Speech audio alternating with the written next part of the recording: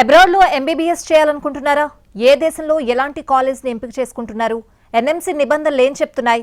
ఆ దేశాల్లో మాత్రం వైద్య విద్యకు గండం పొంచి ఉందా? ఉక్రెయిన్, ఇరాన్లో పరిస్థితి ఏంటి?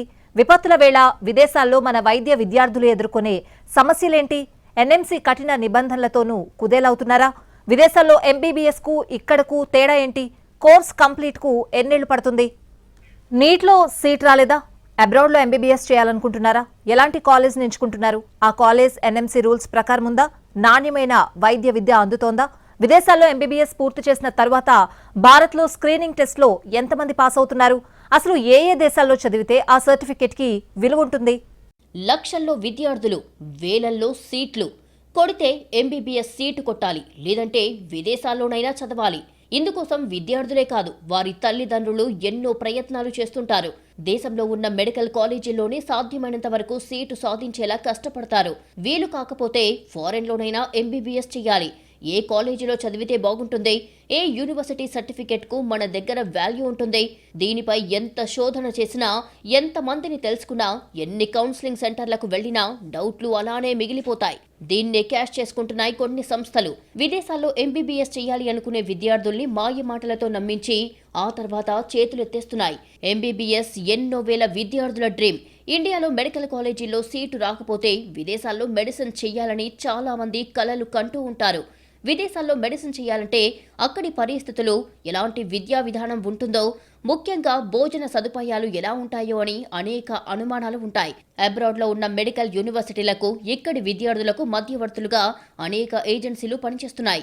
అన్ని ఏజెన్సీలు నిజాయితీగా స్టూడెంట్స్ కోసం పనిచేస్తాయా అంటే నమ్మడానికి వీల్లేదు. ఇక్కడ అనేక కళ్ళబొల్లి మాటలు చెప్పి విద్యార్థులను విదేశాలకు పంపిన తర్వాత పట్టించుకున్న పాపాన పోరని ఆరోపణలు ఉన్నాయి. ఏదైతే విదేశాల్లో చదువుకోవాలనుకుంటున్న విద్యార్థులు, వారి తల్లిదండ్రులు ఏ కళాశాలలో అయితే మీరైతే ఒక సీటును మీరు సాధించాలనుకుంటారో ఆ ఒక కళాశాలకు వెళ్లి మీరు ఒక విజిట్ చేసి దానికి ఉన్నటువంటి అన్ని విషయాలు తెలిసినట్టయితే మీరు విద్యార్థులకు సంబంధించి అక్కడ అడ్మిషన్ తీసుకునే ప్రయత్నం చేయొచ్చు. ఎందుకంటే అక్కడ ఎటువంటి విద్యా ప్రమాణాలు లేకుండా, ఎటువంటి అనుమతి లేకుండా చాలా విద్యా సంస్థలు నడుస్తున్నాయి. కాబట్టి వాటిలో తమ యొక్క విద్యార్థులు చేర్పించడం వల్ల వాళ్ళు అనేక ఇబ్బందులు ఎదుర్కొంటారు. కాబట్టి ఒకసారి తల్లిదండ్రులు ఆలోచన చేయాలి. కన్సల్టెన్సీలు విదేశాల్లో ఉండే కాలేజీలతో ముందే టైఅప్ అయి ఉంటాయి. దీంతో వారు ఇక్కడి నుంచి విద్యార్థులను విదేశాలకు పంపే ప్రాసెస్ చాలా ఈజీగా ఉంటుంది. తల్లిదండ్రుల్ని ఒప్పించగలిగితే చాలు, పాస్పోర్ట్, వీసా ప్రాసెస్ క్షణాల్లో చేయించేస్తారు. చాలా మంది ఏజెన్సీల మాయలో పడి నాణ్యత లేని మెడికల్ కాలేజీల్లో జాయిన్ అయి అనేక తిప్పలు పడుతూ ఉంటారు.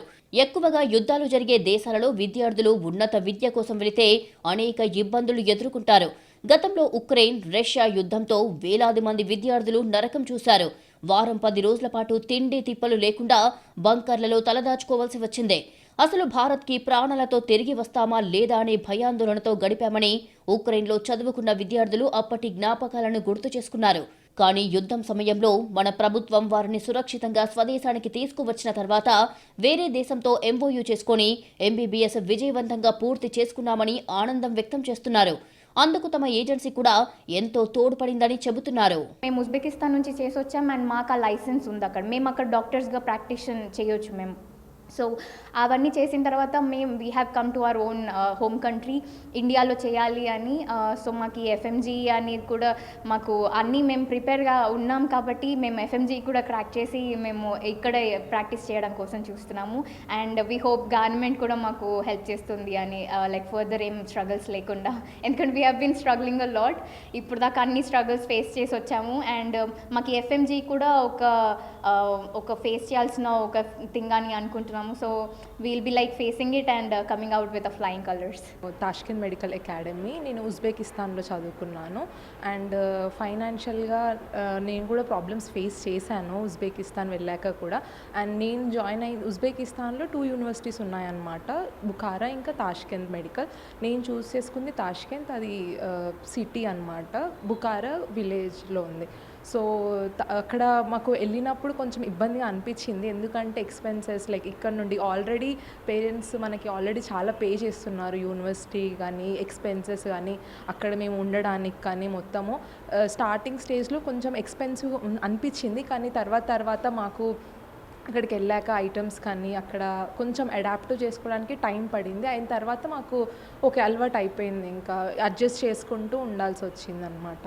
దేశవ్యాప్తంగా 25 నుంచి 30 వేల మంది విద్యార్థులు ప్రతి ఏడాది విదేశాల్లో మెడికల్ విద్య కోసం వెళ్తున్నారు. అందులో ఎక్కువగా Ukraine, Russia, China, Uzbekistan, Philippines, Georgia, దక్షిణ అమెరికా దేశాలకు వెళ్తూ ఉంటారు. ఆయా దేశాలలో ఉన్న పరిస్థితుల గురించి పూర్తి స్థాయిలో ఏజెన్సీలు మాత్రం తమకు చెప్పడం లేదనే ఆవేదన మాత్రం తల్లిదండ్రుల్లో కనిపిస్తోంది. కొన్ని దేశాలు కరోనా సమయంలో విద్యార్థులను ఉన్నపలంగా వారి వారి దేశాలకు పంపించేశాయి. ఆ సమయంలో విద్యార్థులు చాలా ఇబ్బందులు ఎదుర్కొన్నారు. సో ఏ దేశాన్ని ఎంచుకోవాలి అనే విషయంలో చాలా జాగ్రత్తగా ఉండాలని సూచిస్తున్నారు నిపుణులు. అందరూ తప్పని అనట్లేదు, బట్ 20% మంచి చేస్తుంటే 80% రాంగ్ చేస్తుంది. అది నా ఈ యొక్క ప్లాట్ఫామ్ ద్వారా నా యొక్క రిక్వెస్ట్ ఏంటంటే, ప్లీజ్ మీరు మంచి గైడెన్స్ ఇవ్వండి. ఇది మంచి అవకాశం, ఒక మిడిల్ క్లాస్ ఫ్యామిలీస్ నుంచి డాక్టర్స్ అయ్యే అవకాశం చాలా మంచిది. సో దీన్ని మనం పూర్తి బాధ్యత చేయడం వల్ల స్టూడెంట్స్కి బెటర్ ఫ్యూచర్ ఉంటుంది. మరోవైపు చాలా దేశాలు మెడికల్ కోర్సులని ఆఫర్ చేస్తున్నప్పటికీ కొన్ని దేశాలలో మాత్రమే నాణ్యమైన విద్య అందుతోంది. మెరుగైన వైద్య విద్యను అందించే కాలేజీలను ఎంపిక చేసుకోవాలి. అందులోనూ మెడికల్ కాలేజీలకు అటాచ్డ్ హాస్పిటల్ ఉన్న వాటిని మాత్రమే చూసుకోవాలి. ఆయా దేశాల వాతావరణ పరిస్థితులు మనకు అనుగుణంగా ఉంటాయా లేదా అనేది చూసుకోవాలి. అక్కడ ఆహారపు అలవాట్లను కూడా చూడాల్సి ఉంటుంది. మరీ ముఖ్యంగా భాష విషయంలో ముందే అన్నీ తెలుసుకొని వెళ్ళాలి. కొన్ని కంట్రీస్లో లోకల్ లాంగ్వేజ్ ఎక్కువగా మాట్లాడుతూ ఉంటారు. క్లినికల్స్ సమయంలో ఇది చాలా ఇబ్బంది పెడుతుంది. పేషెంట్స్ ని ట్రీట్ చేయాల్సి వచ్చినప్పుడు వారి లోకల్ భాష రాకపోతే విద్యార్థులు నేర్చుకోవడానికి అవకాశాలు తక్కువగా ఉంటాయి. దీంతో ఆయా దేశాలలో లోకల్ లాంగ్వేజ్ వాడకం గురించి తప్పనిసరిగా తెలుసుకోవాల్సిందే. ప్రీవియస్ ఇయర్కి కంపేర్ చేసుకుంటే లాస్ట్ ఇయర్ చాలా పెరిగింది, 28%. ఇంకా డిపెండింగ్ అపాన్ ద చదవాలని బట్టి ఇంకా ఉంటుంది. నాకు తెలిసి ఇయర్ ఇంకా ఎక్కువ పాసింగ్ పర్సెంటేజ్ వస్తుండొచ్చు. కంపేర్ అంటే కొంచెం క్లినికల్ ఎక్స్పోజర్ తక్కువ ఉంటుంది కాబట్టి కంపారిజన్ ఉండదు. కాకపోతే ఎఫ్ఎంజీ పాస్ అవుతాం కాబట్టి దాని తర్వాత ఇంటర్న్షిప్లో ఫ్యూ మంత్స్లోనే ఇక్కడ వాళ్ళతో ఈక్వల్ అయిపోతాము. విదేశాలకు వెళ్లామా, ఎంబీబీఎస్ జాయిన్ అయ్యామా అని కాకుండా ఆ కాలేజ్ బెస్టో కాదో తెలుసుకోవాలి. ఆ దేశాల్లో భవిష్యత్ పరిస్థితులు ఎలా ఉంటాయో అంచనా వేయాలి. అప్పుడే ఈజీగా ఎలాంటి ఇబ్బందులు లేకుండా ఎంబీబీఎస్ పూర్తి చేసుకోగలుగుతారు అనేది నిపుణుల మాట.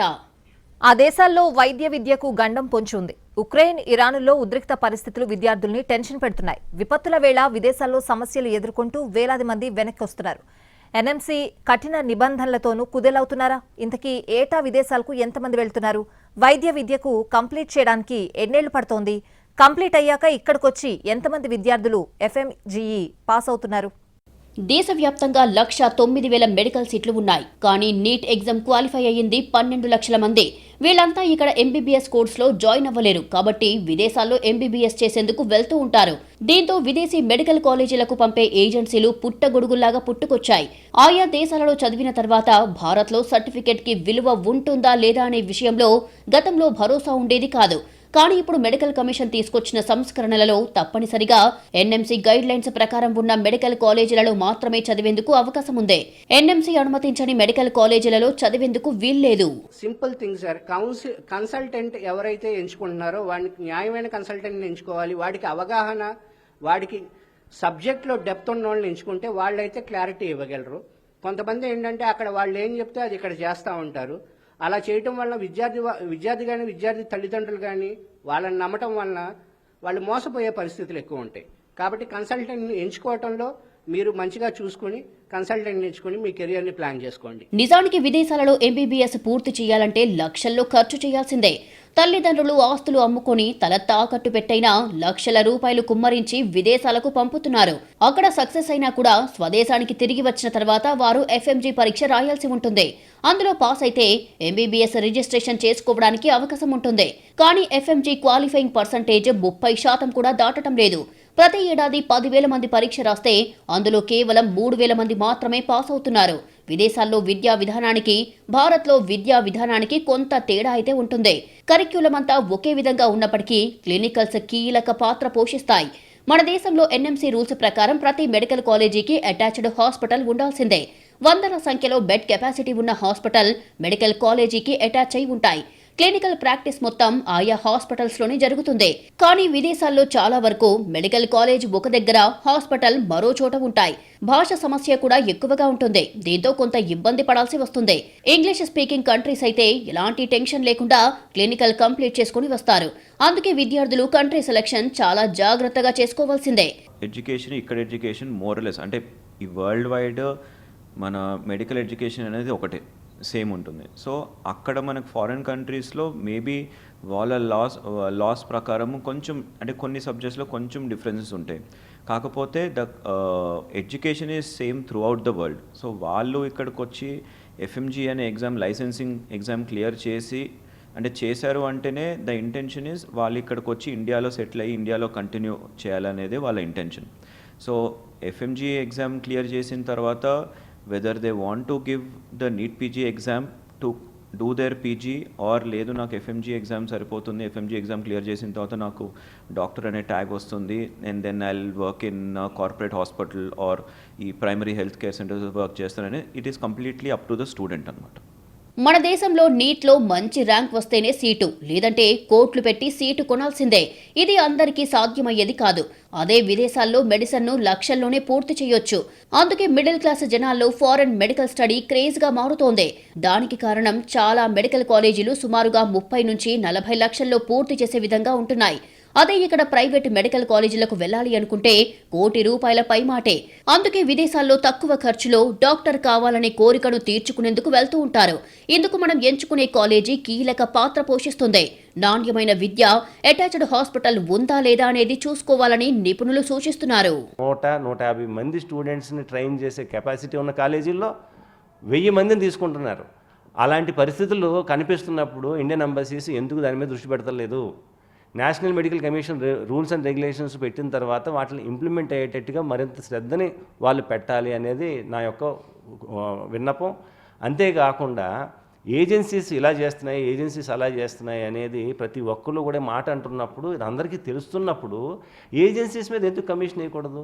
దీనికి ఎందుకు రెగ్యులేటరీ బాడీ పెట్టకూడదు? రెగ్యులేటరీ బాడీ పెట్టాలా, ఏజెన్సీస్కి రూపకల్పన చేయాలా, ఏజెన్సీస్ మీరు ఎలా పనిచేయాలి, ఈ రూల్స్ అండ్ రెగ్యులేషన్స్ ఉండాలి అనేదేమో ఏజెన్సీస్ అన్నింటికి కూడా సూచించగలిగితే కనుక అప్పుడు ఈ విదేశీ వైద్య విద్య అనే గోల్డెన్ ఆపర్చునిటీని మనం నిజంగా వాళ్ళకి రియల్ ఆపర్చునిటీగా ఇచ్చిన వాళ్ళం అవుతాం. తెలుగింటి భోజనంతో హాస్టల్స్ ఏర్పాటు చేసి విద్యార్థులు అక్కడికి వెళ్లిన దగ్గర నుంచి MBBS పట్టాతో తిరిగి వచ్చేంత వరకు పూర్తి బాధ్యతలు వాళ్లే తీసుకుని పనిచేస్తున్నాయి కొన్ని కన్సల్టెన్సీలు. అంతేకాకుండా మన పండుగలను సెలబ్రేట్ చేస్తూ సొంతూర్లను గుర్తు చేస్తూ అన్ని సదుపాయాలను కల్పిస్తున్నాయి. ఇక MBBS పూర్తి చేసిన తర్వాత FMGలో క్వాలిఫై అవ్వడానికి ఇక్కడ కోచింగ్ కూడా వాళ్లు ఏర్పాటు చేస్తున్నారని కొంతమంది విద్యార్థులు చెబుతున్నారు. అటువంటి కన్సల్టెన్సీలను ఎంచుకొని మంచి కాలేజీని ఎంపిక చేసుకోవాలని నిపుణులు సూచిస్తున్నారు. లైసెన్స్ ఉండాలి. అక్కడ చదువుకొని వచ్చినటువంటి స్టూడెంట్స్కి అక్కడ కంట్రీలో లైసెన్స్ ఇస్తేనే ఇక్కడ రికగ్నైజ్ చేస్తారు. వేరేజ్ ఇప్పుడు జార్జియా ఉంది, జార్జియాలో 9 years చదువుకుంటే తప్ప వాళ్ళకి లైసెన్స్ ఇవ్వరు. బట్ కొంతమంది కన్సల్టెంట్స్ 6 years అని ప్రమోట్ చేసి పంపిస్తున్నారు. MBBS 6 years, బట్ MBBS అయిపోగానే వాళ్ళకి లైసెన్స్ ఇవ్వరు ఆ కంట్రీలో. సో అట్లాంటివి అన్నీ చూసుకొని వెళ్ళటం అనేది ఆల్వేస్ అడ్వైజబుల్ అండి. విదేశాల్లో మెడిసిన్ చదవాలి అనుకునేవారు ఫారెన్ మెడికల్ గ్రాడ్యుయేట్ ఎగ్జామ్ ఎక్కువగా పాస్ అవుతున్న వారి కాలేజీలనే ఎంపిక చేసుకోవాలి. విదేశాల్లో మెడిసిన్ విద్యను ఆఫర్ చేసే యూనివర్సిటీలు ప్రమాణాలు పాటించడం లేదు. దాంతో ఇండియన్ ఫారెన్ మెడికోలు FMG ఎగ్జామ్లో 30% కూడా పాస్ అవ్వట్లేదు. తల్లిదండ్రులు కన్సల్టెన్సీలను బ్లైండ్గా నమ్మొద్దు. NMC వెబ్సైట్లో విదేశీ వర్సిటీల్లో వేటికి గుర్తింపు ఉందో చెక్ చేసుకోవాలి. తక్కువ ఖర్చని విదేశాలకు పంపుతున్నారు. అంత తక్కువకు 6 ఏళ్ల కోర్సు ఆఫర్ చేస్తున్నారంటే ఏ మేరకు ప్రమాణాలు ఉంటాయో అర్థం చేసుకోవాలని నిపుణులు చెబుతున్నారు.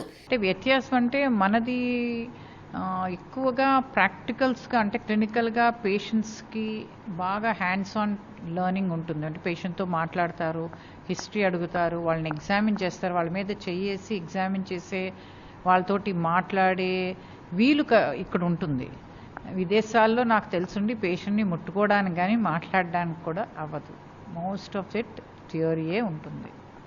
వాళ్ళు ఇక్కడికి వచ్చి ఒక్కొక్కసారి వాళ్ళు ప్రైవేట్గా కానీ ఏదో ఇన్స్టిట్యూట్స్లో కానీ 1-2 years అలాగా పేషెంట్ తోటి డీల్ చేసి నేర్చుకోవడం అనేది చేసుకుంటారు. వాళ్ళు ప్రైస్ చూపిస్తే పేరెంట్స్ అట్రాక్ట్ అవుతున్నారు. ఇది పేరెంట్స్ చాలా అవేర్గా ఉండాలి. తక్కువ ఫీజులు చూపిస్తున్నారని తర్వాత వాళ్ళు డాలర్స్తో ఉంటుంది. ఇంటర్నేషనల్ ఎడ్యుకేషన్ ఎప్పుడు డాలర్స్ అంటే $2,000 అన్నప్పుడు ఫీజు ఇంటూ ఆ రోజు డాలర్ రేట్ ఎంత ఉందో అది క్యాల్కులేట్ చేయాలి. ఈ రోజు మనం పంపిస్తున్నాం ₹2,000 ఇంటూ ₹85 ఉందంటే ఇంటూ అది క్యాల్కులేట్ చేసినప్పుడు మనకి పర్టికులర్ ప్రైస్ వస్తుంది. ఆఫ్టర్ 5 years $2,000 మారకపోయినా ప్రైసింగ్ $990, $100 డాలర్ అవ్వచ్చు. అప్పుడు ప్రైస్ పెరుగుతుంది. ఇవన్నీ పేరెంట్ క్యాల్కులేట్ చేసుకోవాలి. ఇలాంటి మినిమం నాలెడ్జ్ కూడా లేకుండా పేరెంట్స్ వెళ్ళిపోవటం వల్ల తడిపి మోపుడు అయిపోయిందని చెప్పి ఇబ్బంది పడి అప్పులు అయిపోయి ఇలా చాలా ఇబ్బంది పడుతున్నారండి. సో ఫేక్ కన్సల్టెన్సీస్ అనే కంటే ఫేక్ ఏజెంట్స్ అనాలి. ఎవ్వరికి ప్రాపర్ ఆఫీసులు ఉండవు, చెప్పినట్టు ప్రామిసులు చేసినవి ఏవి ఉండవు, వాళ్ళు తర్వాత కనిపించరు, రాంగ్ ఫీ స్ట్రక్చర్స్ ఇస్తారు. కానీ మనం అదంతా కూడా పేరెంట్ బాధ్యత. కరీబియన్, ఐరోపా, అమెరికా వంటి వివిధ దేశాల్లో అడ్వాన్స్డ్ కరిక్యులం, టెక్నాలజీ, ఉన్నత ప్రమాణాలతో వైద్య విద్య అందుతుంది. అంతర్జాతీయంగా అనుమతించిన మెడికల్ ఎడ్యుకేషన్ మోడల్స్ ను వినియోగిస్తున్నారు.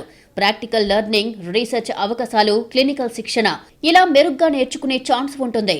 ఇంటర్నేషనల్ మెడికల్ కాలేజీలు ఆధునిక ల్యాబ్ సౌకర్యాలతో, ఆసుపత్రులతో, ఇతర చోట్లకు క్లినికల్ రొటేషన్స్ తో విద్యార్థులకు సంపూర్ణ అవగాహన కల్పించేలా నేర్పిస్తున్నాయి. ఇలాంటి దేశాల్లో చదివితేనే బెటర్.